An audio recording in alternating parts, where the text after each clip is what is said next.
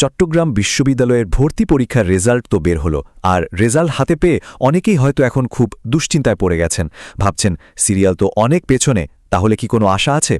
আচ্ছা, চলুন আজকের এই আলোচনায় আমরা ব্যাপারটার একদম গভীরে যাই। দেখুন, চট্টগ্রাম বিশ্ববিদ্যালয়ের এই ইউনিটে মোট সিট হল মাত্র 1093টা। সত্যি বলতে এই সংখ্যাটা দেখেই কিন্তু মনটা খারাপ হয়ে যেতে পারে। মনে হতে পারে, আরে হাজার হাজার পরীক্ষার্থীর মধ্যে মাত্র 1000-এর কিছু বেশি সিট, এখানে চান্স পাওয়া তো প্রায় অসম্ভব। ব্যাপারটা একবার ভাবুন তো, একদিকে অফিসিয়াল সিট সংখ্যা 1093, আর অন্যদিকে নিজের সিরিয়াল হয়তো কয়েক হাজার ছাড়িয়ে গেছে। এই বিশাল একটা গ্যাপ দেখলে হতাশ হওয়াটাই তো স্বাভাবিক, তাই না? কিন্তু এখানেই কি সব শেষ? আসল গল্পটা কিন্তু এই সংখ্যার পেছনেই লুকিয়ে আছে। প্রশ্নটা হলো, আমরা খালি চোখে যা দেখছি সেটাই কি সত্যি, নাকি এর পেছনে আরও কিছু আছে যা আমাদের চোখ এড়িয়ে যাচ্ছে?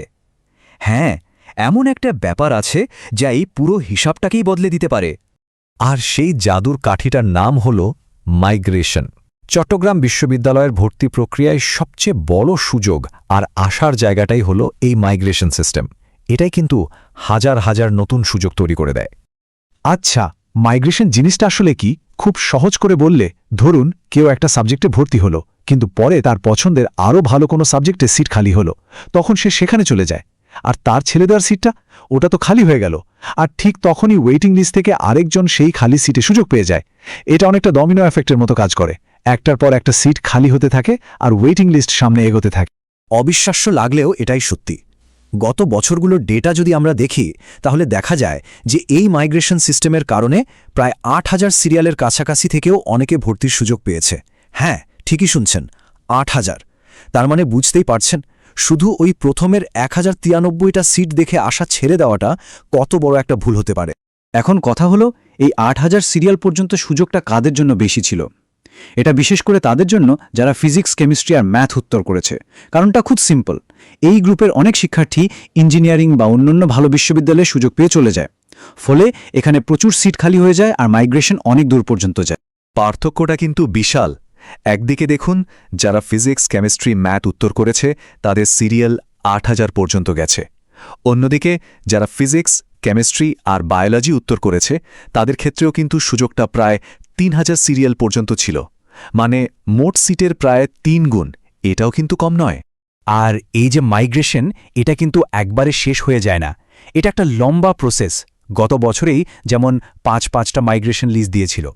যতক্ষণ না সব সিট ভর্তি হচ্ছে, বিশ্ববিদ্যালয় ওয়েটিং লিস্ট থেকে ডাকতেই থাকে। এবছর তো এই সংখ্যা আরও বাড়তেও পারে। তো এই পরিস্থিতিতে সবচেয়ে জরুরি কাজটা কি? আচ্ছা, এখন তো সিস্টেমটা বোঝা গেল।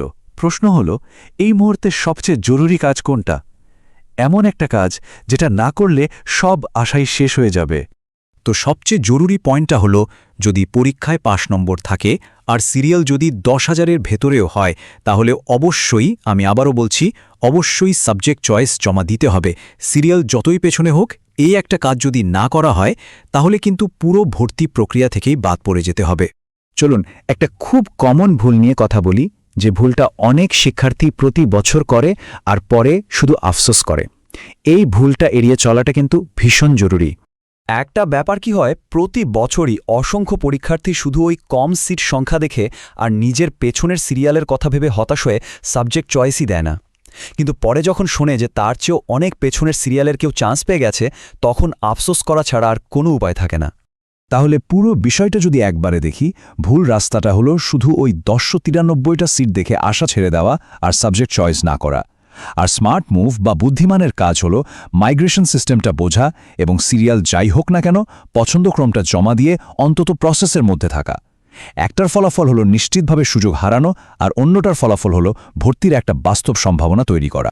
অবশ্যই এর পরেও কিন্তু আরও অনেকগুলো ধাপ বাকি আছে, যেমন কোটার রেজাল্ট আসবে, মাইগ্রেশনের লিস্টগুলো কবে দেবে, আর সবচেয়ে জরুরি হলো সাবজেক্ট চয়েস জমা দেওয়ার তারিখ কবে থেকে শুরু হচ্ছে। এই সবগুলো আপডেটের দিকে কিন্তু খেয়াল রাখতে হবে। আশা করি এই পুরো আলোচনাটা ভর্তিচ্ছুদের দুশ্চিন্তা কিছুটা হলেও কমিয়েছে আর একটা পরিষ্কার ধারণা দিয়েছে। এখন আসল প্রশ্নটা হলো, এই সব তথ্য জানার পর নিজের ভর্তির সম্ভাবনাকে বাঁচিয়ে রাখতে পরবর্তী ক্রুশিয়াল পদক্ষেপগুলো নেওয়ার জন্য সবাইকে প্রস্তুত? সিদ্ধান্তটা কিন্তু এখন নিতে হবে।